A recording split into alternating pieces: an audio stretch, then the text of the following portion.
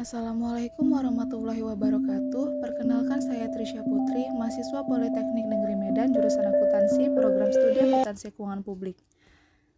Di sini saya akan menjelaskan tentang pengendalian internal yang merupakan bagian dari pembelajaran audit internal. Berikutnya terdapat coretan pemikiran Jason Dell.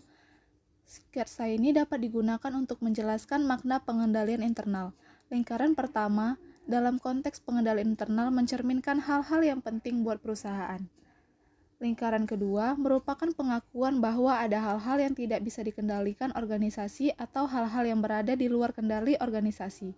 Titik singgung antara lingkaran pertama dan kedua, bagian yang diarsir dengan warna hitam, yang menjadi pusat perhatian ketika merancang pengendalian internal. Dengan demikian, pengendalian internal mengendalikan apa yang relevan bagi perusahaan atau organisasi atau secara singkat dirumuskan sebagai control what matters. Selanjutnya, definisi pengendalian internal. Secara luas, Joso mendefinisikan pengendalian internal yaitu pengendalian internal adalah proses yang dilaksanakan oleh direksi atau dewan komisaris, manajemen dan personalia lainnya yang dirancang untuk memberikan assurance atau keyakinan yang memadai tentang pencapaian atas tujuan-tujuan berkenaan dengan kegiatan perusahaan, pelaporan, dan ketaatan. Tujuan pengendalian internal. Terdapat 3 tujuan pengendalian internal. Yang pertama, tujuan operasional, yang berkenaan dengan efektif dan efisiensinya kegiatan entitas termasuk tercapainya sasaran operasional dan keuangan, serta pengamanan aset terhadap kerugian, misalnya terhadap pencurian, bencana alam, dan seterusnya. Yang kedua, tujuan pelaporan, yang berkenaan dengan pelaporan keuangan internal dan eksternal serta pelaporan keuangan dari sisi dapat dipercayanya, tepat waktu, keterbukaan, atau syarat-syarat lain yang ditentukan regulator atau aturan perundang-undangan, lembaga yang menetapkan standar, atau kebijakan entitas. Yang ketiga, tujuan tentang ketaatan yang berkenaan dengan ketaatan terhadap hukum dan ketentuan perundang-undangan yang relevan dengan entitas tersebut. Di sisi kiri atas gambar terdapat ketiga tujuan oleh Kosokube pengendalian internal. Ketiga tujuan ini sangat berguna dalam mengukur keberhasilan pengendalian internal yang dilaksanakan entitas. Dan selanjutnya tersajikan 17 prinsip pengendalian internal KOSO. Secara singkat, penjelasan 17 prinsip pengendalian internal yang meliputi 5 komponen pengendalian internal KOSO, yaitu yang pertama, komponen lingkungan pengendalian. Lingkungan pengendalian menciptakan suasana di mana orang-orang melakukan kegiatannya dan menjalankan tanggung jawab pengendaliannya. Adapun prinsip dari komponen satu ini yaitu tunjukkan komitmen terhadap integritas dan nilai-nilai etika.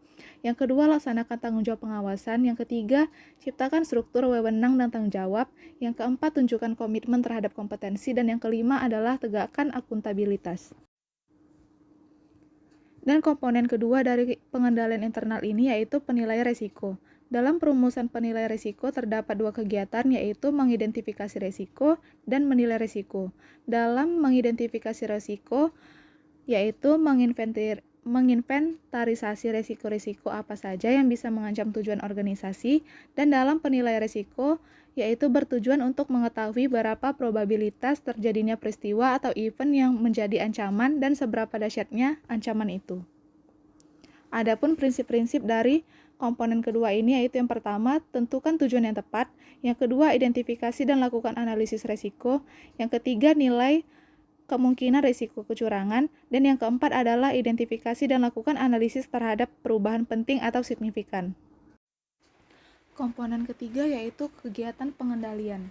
Kegiatan pengendalian adalah tindakan yang diambil direksi atau dewan komisaris, manajemen dan pihak-pihak lain untuk menangani risiko dan meningkatkan potensi tercapainya tujuan dan sasaran perusahaan. Adapun prinsip dari komponen ketiga ini yaitu pilih dan kembangkan kegiatan pengendalian. Yang kedua, pilih dan kembangkan pengendalian umum terhadap teknologi. Dan yang ketiga, sebarkan melalui kebijakan dan prosedur. Komponen keempat, informasi dan komunikasi. Joso menggabungkan informasi dan komunikasi ke dalam satu komponen. Informasi bermutu tinggi ditentukan oleh 3 sifat yaitu relevan, akurat, dan tepat waktu. Informasi ini harus diterima oleh orang yang ditentukan di mana saja dalam struktur organisasi.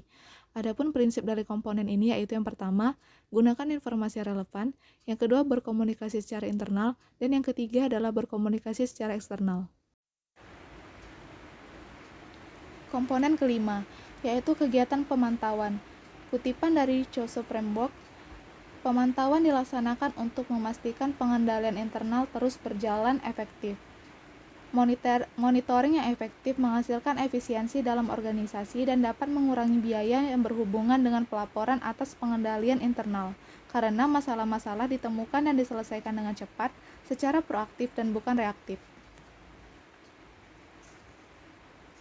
Selanjutnya terdapat kendala yang dihadapi pengendalian internal. Terdapat beberapa kendala-kendala yang tidak dapat dihindari. Kendala ini dimungkinkan terjadi karena yang pertama, tujuan-tujuan yang semula dibuat dan menjadi dasar dari aturan-aturan pengendalian internal kemudian diubah atau berubah. Perubahan ini mengakibatkan ketidaksesuaian antara tujuan dan pengendalian internal. Yang kedua, kesalahan manusia dalam membuat pertimbangan. Misalnya dengan menerbitkan aturan-aturan atau menetapkan ukuran kuantitatif. Misalnya besarnya kesalahan dalam rupiah tidak boleh melampaui 2%. Pendekatan ini mengandung kelemahan karena membatasi seseorang menggunakan akal dan pikiran. Yang ketiga, kesalahan. Misalnya kesalahan pembukuan bisa terjadi karena kesalahan manusia. Kesalahan ini sering terjadi karena rutinitas, kejenuhan, atau tidak konsentrasi. Dan yang keempat, pimpinan bisa saja memutuskan lain dari aturan. Yang sering digunakan pimpinan adalah kesalahan itu tidak material, jika batas material atau tidaknya merupakan wewenang beliau atau pimpinan. Dan yang kelima yaitu persekongkolan di antara berbagai pihak, misalnya manajemen, pegawai, dengan atau tanpa pihak ketiga, menyebabkan pemisahan tugas menjadi tidak berfungsi. Persekongkolan menghancurkan sistem pengendalian internal yang sebaik apapun.